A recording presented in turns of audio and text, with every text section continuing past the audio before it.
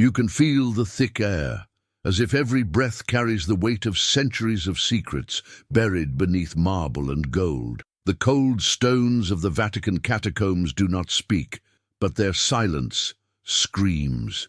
There is something down here, something that was never meant to be found. It was a humid April night. Rome seemed asleep, but the underground corridors of the Holy See were restless. The newly elected Pope Leo XIV, a man with an austere demeanor and eyes that seemed to see beyond the veil of the visible, personally descended into the oldest archives of the Vatican. He told no one. Only a Swiss guard, sworn to silence, witnessed his entry. But why would a pope descend alone into the crypt of lost documents? Since the Council of Nicaea, there have been rumors of a vault, a sealed compartment under direct orders from Constantine. Scrolls allegedly stored that were never meant to see the light of day, texts so explosive they could rewrite the very foundation of the church. Many claimed it was legend, a fable among old monks, but Leo XIV believed, and more than that, he had the map. The document reached him days after his election, delivered by an elder who claimed to be the last keeper of the gate. Aged with glassy eyes and labored breath, the man whispered, "The time has come." The prophecy of Malachi can no longer be ignored. The Pope descended. He crossed forgotten corridors, past hidden doors behind medieval tapestries, and faced ancient censors that only responded to the correct prayer in Old Hebrew. It was as if the very sanctuary was testing his faith. And then, the vault, enormous, metallic, locked with 7 seals marked with Greek and Hebrew letters, a clear echo of John's Apocalypse. I saw a scroll written inside and on the back, sealed with 7 seals, Revelation 5:1. The final seal opened after a prayer no one else could replicate. Inside, wooden boxes covered in ancient dust. But what caught his eye was a scroll sealed with dried blood. Upon touching it, Leo XIV felt dizzy. The walls spun. His heart raced, as if recognizing the contents before even reading them. It was written by an ancient hand and began with, "This is the true gospel of the Lamb, hidden from kings and empires." If this were real, then everything, absolutely everything the Vatican had proclaimed for 2,000 years could be wrong. Can you feel the weight of that? Now tell me, if you were in the Pope's place, would you dare to read it? The flickering torchlight cast shadows like demonic fingers across the crypt walls. The air smelled of mold, incense, and ancient rust. Pope Leo XIV stood motionless before the scroll. His hands trembled. He was the successor of Peter, but in that moment he felt more like an intruder before a secret belonging to another world. Slowly, he broke the blood seal bearing the fish symbol, the mark of early persecuted Christians, and unrolled the document with reverence. The leather was dry, the letters written in primitive Aramaic, but Leo XIV knew the language well. He had studied in secret with rabbis from Galilee, far from Rome's golden chambers. He knew what he was about to decipher, and then, word by word, the contents brought him to his knees. The scroll described a parallel narrative to the canonical Gospels, not a Gnostic apocrypha nor a medieval fable. It bore signs of authenticity, with linguistic and theological coherence that left him stunned. There, it was written that Jesus, the true Jesus, had revealed final messages only to his most intimate disciples after the resurrection, revelations not to be shared while Rome held power. One of those messages spoke of a future time when the church itself would become Babylon, when the house of the Lamb adorns itself like a harlot, and its voices echo with the gold of kings. Then you shall know it is time to tear the veil. The prophecy was clear. The text described a hidden eschatological cycle, that the church's history would be marked by 266 vicars, and that the 267th, identified as the last trumpet angel, would discover the truth before the collapse. Leo XIV, the 267th, swallowed hard. This was no coincidence. It was a calling. The entire crypt seemed to respond. A muffled rumble echoed through the stone walls. There was no wind, yet the candelabras swayed slightly, as if an invisible presence had entered. For a moment, the Pope considered burning everything, sealing the vault again, pretending none of it had happened. But it was too late. He had read it, and now he knew. He knew the throne on which he sat was not as sacred as claimed. He knew part of the truth had been buried under the cloak of imperial tradition, and above all, he knew he would have to choose between protecting the empire or freeing the truth. What would you do, knowing that the faith of billions rested on an edited version of the facts? The sound of the vault's gears turning brought the Pope back to reality. He hid the scroll beneath his cassock, but before leaving, he noticed another box at the back. Smaller, made of dark wood, with inscriptions in Latin and Greek. Tegula Petri, non aperias nisi per mandato celeste, the tile of Peter. Do not open without heavenly command. His heart pounded. This wasn't just history. This was a spiritual war in motion, and now the world outside remained in darkness. Imagine carrying, beneath a white robe, a secret that could ignite the entire world. Pope Leo XIV climbed the damp steps of the crypt like a man returning from Hades. Each footstep echoed like a funeral drum. Above, St. Peter's Basilica remained resplendent, full of tourists and pilgrims. But to him, the shine of the golden dome now looked like a distorted mirror of the corrupted ancient Jerusalem. The wooden box, marked Tegula Petri, now rested in the papal bedroom, wrapped in linen and hidden beneath his private altar. He didn't dare open it yet. He didn't even breathe near it without praying. For 3 days, Leo XIV withdrew into fasting and silence. He declined diplomatic meetings, postponed public masses, and avoided any announcements. The Vatican grew restless. The cardinals whispered, "The new pope is different. He seems disturbed." But no one dared to ask. On the 3rd night, he had a dream, or rather, a vision. He stood before Constantine's throne, in a hall filled with smoke. A slaughtered lamb bled at his feet, while a faceless angel said, "Do not touch what you do not understand, or you will bear the curse of the first traitor." Leo woke up drenched in sweat, breathless, but something inside him knew. It wasn't a threat, it was a warning. And it was time to proceed. With linen gloves and closed eyes, he opened the box of the tile of Peter. Inside, a strange artifact, a small brown stone slab, the size of a book, with inscriptions in Hebrew and Greek. It was said to be the cornerstone of the first Christian altar, used by Peter in the Roman catacombs. But that wasn't what impressed him most. The stone pulsed. Not literally, but it radiated a warmth, a spiritual magnetism the Pope couldn't explain. Alongside the stone, there was a ciphered manuscript, written by a trembling hand. The signature at the end was disturbing. Pope Silverius, Anno Domini 537. Silverius, the pontiff forcefully deposed by a Byzantine empress. Legend said he died in exile, but here he was, in words. If you are reading this, the time is fulfilled. Do not trust the succession of thrones. The sign of Peter is here, but the key is in the blood. In the blood. Leo XIV spent the night reading and rereading the letter. It spoke of a code buried in genealogical lines, of a spiritual DNA stretching through the centuries, hidden within the very papal lineage. A lineage stained, manipulated, but carrying an invisible trait, a vestige of John the Baptist, according to the manuscript. Yes, John, the forerunner, the one who prepared the way. The church had been built upon Peter, but what if the true foundation was someone else? What if the stone was only the surface, and the blood the key? The next morning, Leo XIV summoned a single man, the Israeli archivist of the Apostolic Library, a quiet convert, absolutely trustworthy. He showed him the manuscript without explaining everything. He asked only, "Find the lineage, start with John, and tell me where it ends." Do you grasp the weight of this? If the prophetic bloodline has not ended, then perhaps the Spirit is still speaking, and maybe the throne of Rome was never the true throne.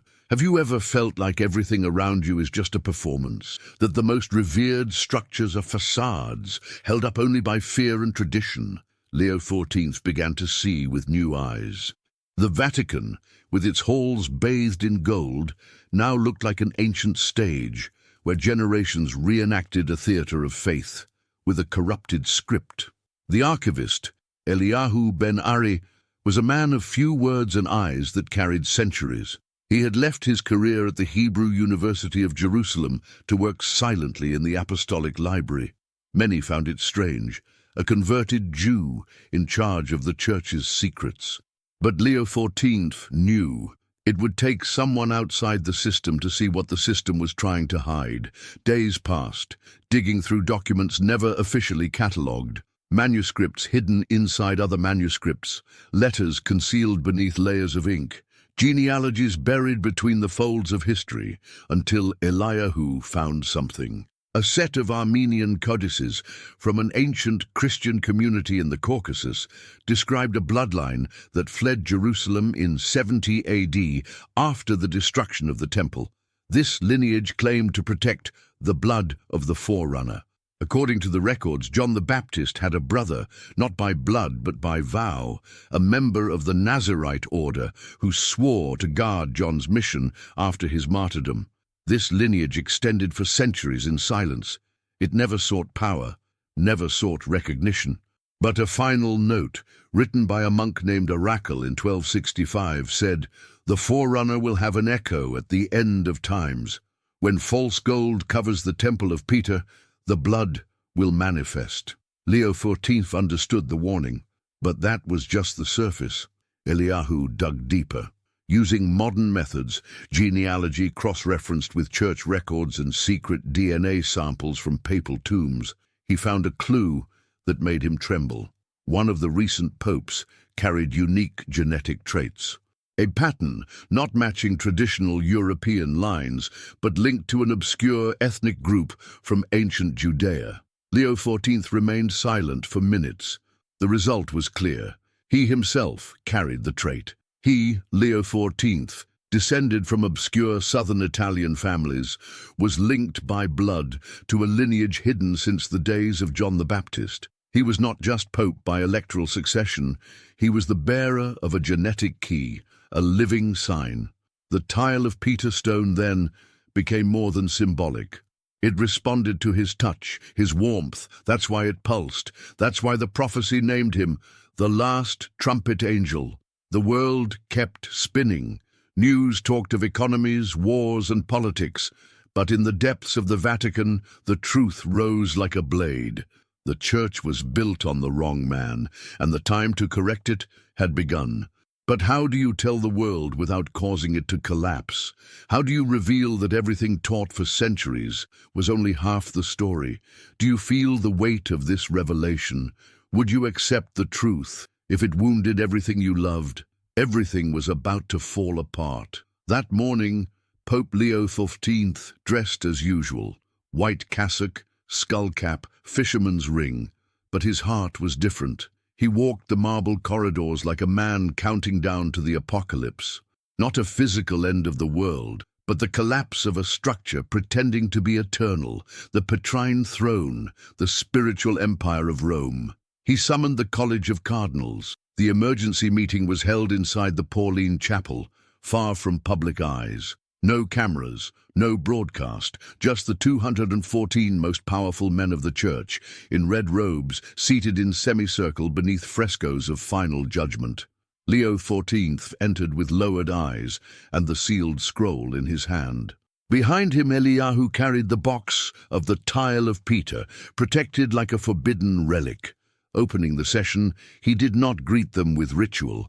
He simply said, "What I'm about to reveal may divide this body, but I did not stay silent when I heard the voice of the blood, and I will not be silent now," the cardinals murmured. He told them everything: the discovery of the vault, the reading of the hidden gospel, the lineage of the forerunner, the identified genetic traits.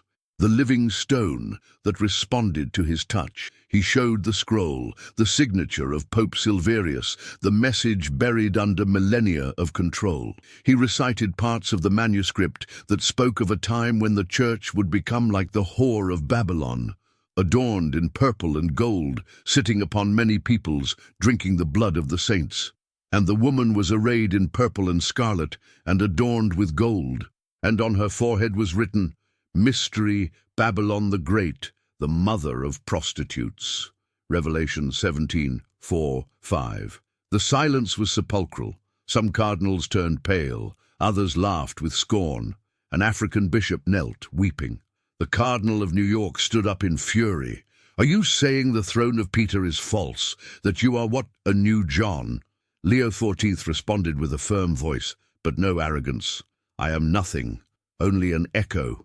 But if the foundation was laid upon sand, then it is my duty to point to the hidden rock. Chaos erupted. Debates, threats, an emergency vote to assess his sanity, accusations of heresy.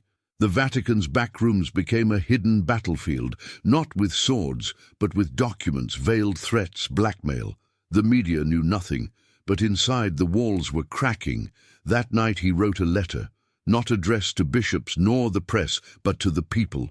An open letter in simple language, titled The Last Key. He planned to publish it on the coming Saturday night at midnight. He would tell everything, without adornments, without dogmas, just the raw truth. He knew he would be excommunicated, hunted, maybe silenced. But it didn't matter.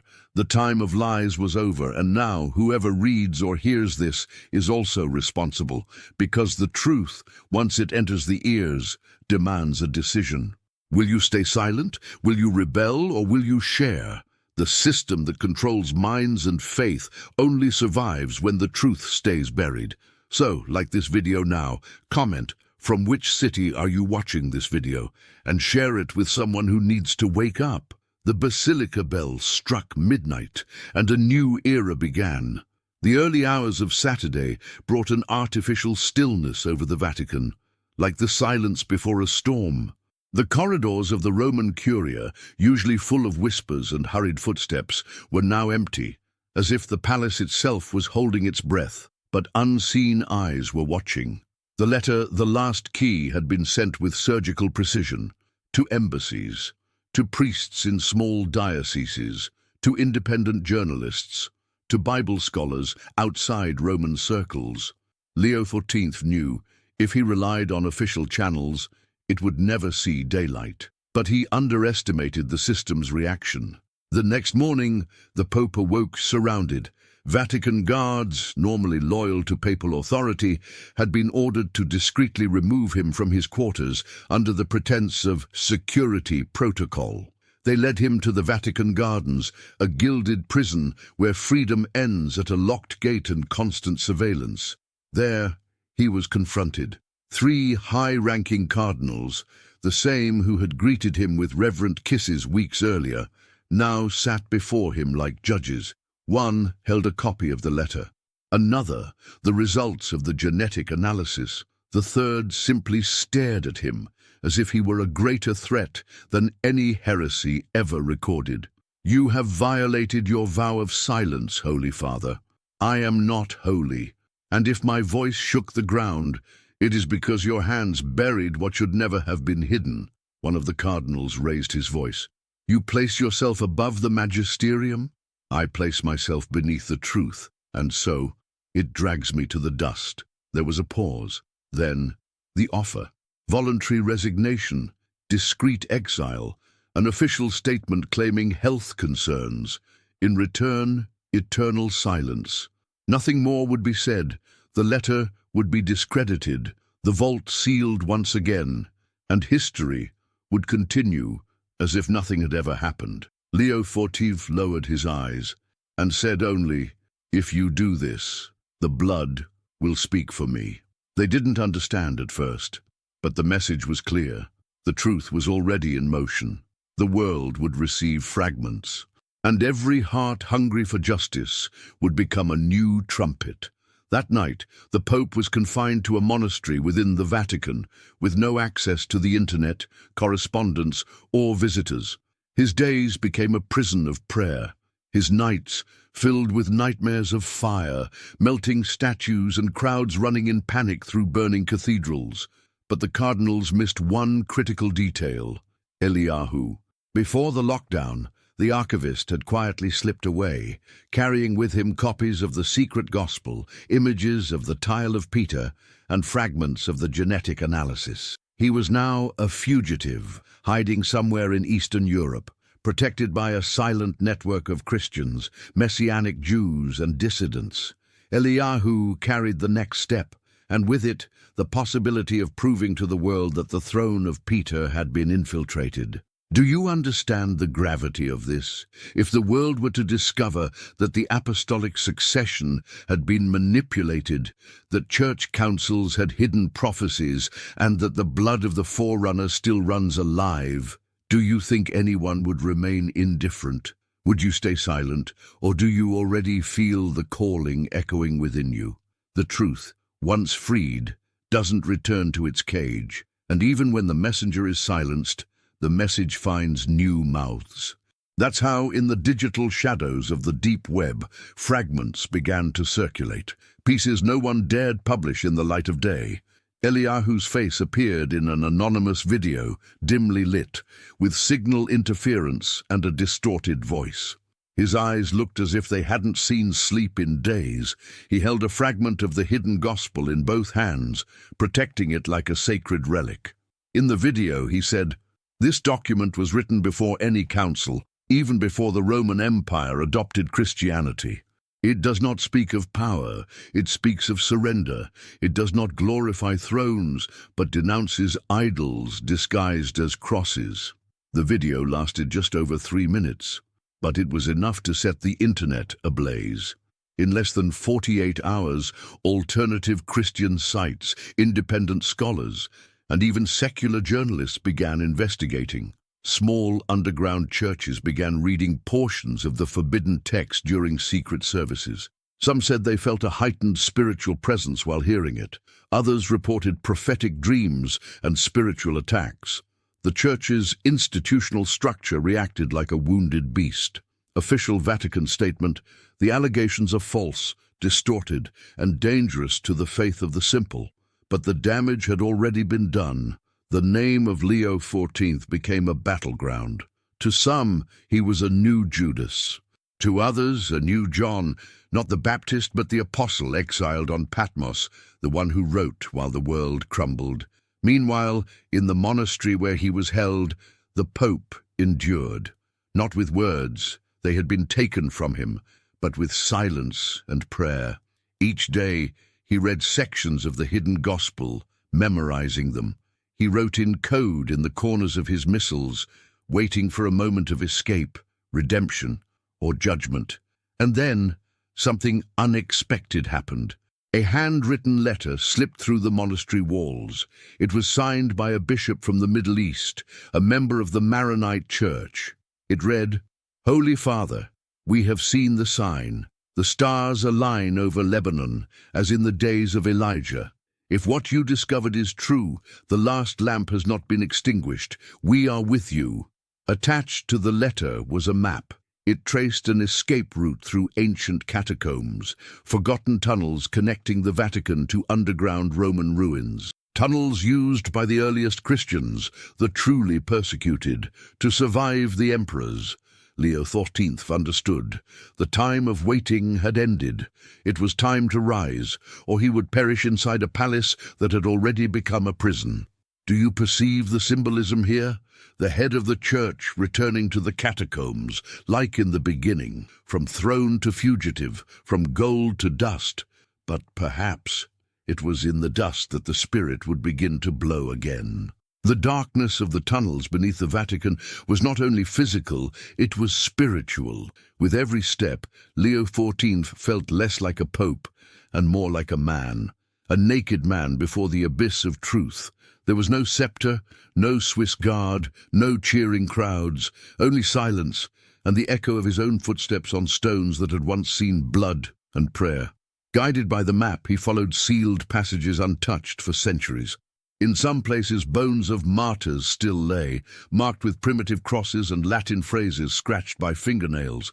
Domine miserere nobis, Lord, have mercy on us. But Leo was not alone. 2 young Maronite monks awaited him at the meeting point, near an ancient Roman cistern. Their faces bore the marks of fasting, and their eyes burned with zeal. They knelt upon seeing him, but he stopped them. Kneel only before the truth, and the truth is still coming. The escape took 2 nights. They passed through underground routes until they emerged in the outskirts of Rome, disguised as pilgrims. A car awaited them, no license plates, no trace. Their destination, Lebanon. Meanwhile, the Vatican activated all its internal protocols. Public silence, internal pursuit. An internal memo circulated among cardinals. The Holy Father has been overtaken by prophetic delusions. If seen, he must be brought under medical supervision. They wanted control of the narrative of madness. But the truth had already escaped. Along the road, Leo XIV received updates on recent events. Eliyahu had disappeared after releasing the video. There were suspicions of paramilitary forces contracted by a secret order, one of many that operates behind the curtains of the Holy See, blending faith with power, devotion with control. But before vanishing, Eliyahu had sent another message. It was received by a clandestine Christian group in Egypt, known as the Sons of the Voice. They claimed to possess an object even older than the tile of Peter, an anointing stone from the time of the prophets, safeguarded since the days of Elisha. According to oral tradition, the stone would react only to the touch of a direct descendant of the forerunner, and they were certain that man was still alive. This message rekindled a fire in Leo XIV. Because now the revelation was no longer just theological, it was prophetic. The prophecies spoke of a final proclamation, a last cry made outside the walls of Rome, a call from the desert, a voice that would cry out before the final collapse, like John, like Elijah, like a shout in the dark, calling lost souls back to the source. Can you see what's happening? The spiritual empire that claimed to be eternal was being called to judgment. And this time, it wasn't an army that threatened it, but a living truth, bleeding through the cracks of history. And you, reading or hearing this, are no longer innocent. You know, you've been reached. Lebanon received him like a resurrected ghost. In the mountains of Kadisha, where monks live as shadows among the cedars, Leo XIV arrived exhausted, but with the eyes of one who had already seen the end, and returned to ignite it. The Maronites took him to a monastery carved into the rock, completely isolated from the modern world. There was no internet, no politics, only fasting, chants, and the echoes of ancient prophecies. It was there that the Pope renounced his title. He burned his pontifical garments, threw Peter's ring into the fire, wrapped himself in a simple grey wool mantle, like the prophets of old, and then he asked for 7 days of silence. During that time he fasted, hand-copying the secret gospel he had memorized, not as a document, but as a testimony, a cry directed at the awakened remnant. His words thundered across parchment. "Rome, your glory is your shame. You ascended the throne in martyr's robes, but you adorned yourself as a harlot. The Lamb does not dwell in temples of gold. The truth does not bow before you. The time of harvest has come." On the 7th day, he was led to meet the sacred object guarded by the Sons of the Voice, a small, dense stone, black as obsidian. According to oral records passed down through generations, it had been used by Elisha to anoint kings in times of disobedience, a stone that would only react to the touch of the chosen one. The exiled pope extended his hand. Upon touching it, something happened, not a visible miracle. But the witnesses felt a silent shock, as if the atmosphere itself had bent. One monk fell to his knees, weeping. Another fainted. A third in a trance repeated in Aramaic, "The voice has returned to the desert." That night, Leo XIV had a vision. He saw multitudes fleeing burning churches, priests tearing off their vestments, sacred images collapsing from their altars. But amid the chaos, simple tents arose, brothers breaking bread, children reading passages of the secret gospel in many tongues. A river flowed among them. In the river, a man clothed in linen, his back turned. When he turned, it was John the Baptist, but his face was Leo's own. He woke in tears and understood. He was not the new John. He was the echo, the shadow, the cry after the cry, and the mission was clear, to take the truth to the last forbidden place. Jerusalem, not political Jerusalem, divided by interests, but the spiritual one, the city of the Lamb. There, before the Wailing Wall, he would proclaim the final revelation, the trumpet of the last angel, a cry that could not be silenced by denials or containment encyclicals, because there, where everything began, everything would have to end and begin again. Do you feel the call approaching? Do you feel history folding in on itself like a scroll about to be sealed? And then the desert trembled. It was the Day of Atonement. The air in Jerusalem hung heavy like lead. A thin mist covered the Mount of Olives, and below the city was divided by prayers, weapons, and secrets. It was there, among walls that had seen both messiahs and massacres, that Leo XIV reappeared. No entourage, no security, just him, clothed in ashes, holding the scroll of the hidden gospel in his hands. At first, no one recognized him. He was older, thinner, wounded, but when he began to speak, even the stones seemed to listen. He stood before the Wailing Wall, the holiest site for Jews, but also the place where the Lamb's blood had been rejected. Behind him, eyes gathered, phones rose, and then, with no permission, no microphone, no altar, he spoke. Rome is not the bride, Jerusalem is not the culprit, but between the two, the Lamb still walks.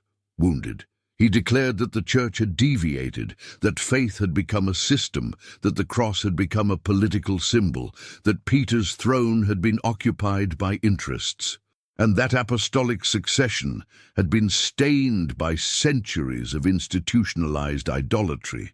He said there was a forgotten gospel, not lost by mistake, but hidden out of fear. He declared that the line of the forerunner still lived, that the voice crying in the wilderness had never been silenced, only waiting. And then he read fragments of the secret gospel. The kingdom of heaven shall not be established by temples, but by torn hearts. Nor shall gold uphold the altar, nor garments hide the lie. When you hear the truth of the blood, you will recognize the voice. Authorities tried to remove him, but it was too late. The video was already online. Live streams flooded the networks. The world watched in shock. Some laughed, others wept. Theologians clashed.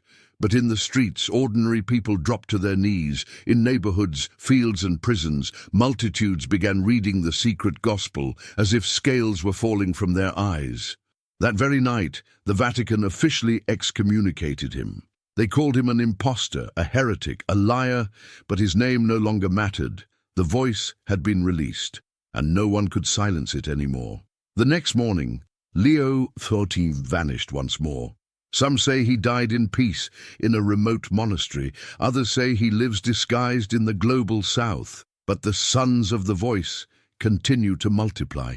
His writings are passed in secret, and the hidden gospel is no longer hidden.